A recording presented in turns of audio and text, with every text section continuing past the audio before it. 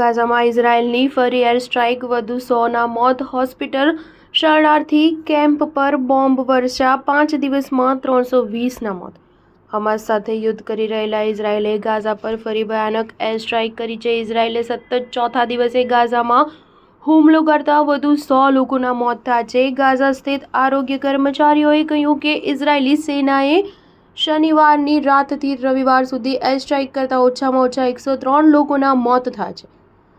Israel સતત 5 દિવસથી ગાઝામાં હુમલો કરી રહ્યું છે, જેમાં કુલ 320 લોકોના મોત થયા છે. અધિકારીઓએ કહ્યું કે ઇઝરાયેલ તરફથી સતત હુમલો થઈ રહ્યા છે, જેમાં સામાન્ય નાગરિકોના મોત થયા છે. હુમલામાં હોસ્પિટલો અને અનેક બિલ્ડિંગોને પણ નુકસાન થયું છે. હોસ્પિટલમાં જે દર્દીઓ સારવાર લઈ રહ્યા છે, તેઓ પહેલેથી જ હુમલાનો શિકાર બનેલા છે અને હવે તેઓ વધુ મુશ્કેલીમાં પડ્યા છે.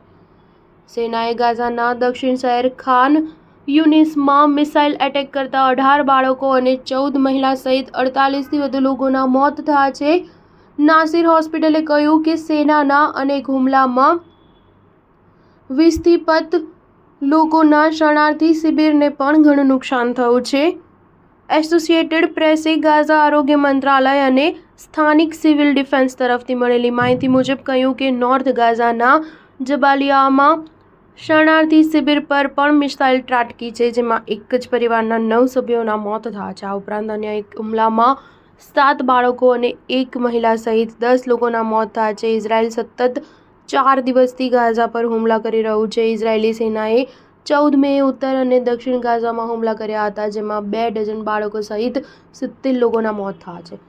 જ્યારે 15 મેએ ખાન યુનિસ શહેરમાં થયેલા હુમલામાં 54 લોકોના મોત અને અનેક લોકો ઇજાગ્રસ્ત થયા છે. આ ઉપરાંત ઇઝરાયેલી સેનાએ 16 મેએ પણ ગાઝામાં અનેક હુમલા કરતા 93 લોકોના મોત થયા છે. સ્ટાર ન્યૂઝ 7 હંમેશા સચ્ચાઈની સાથે.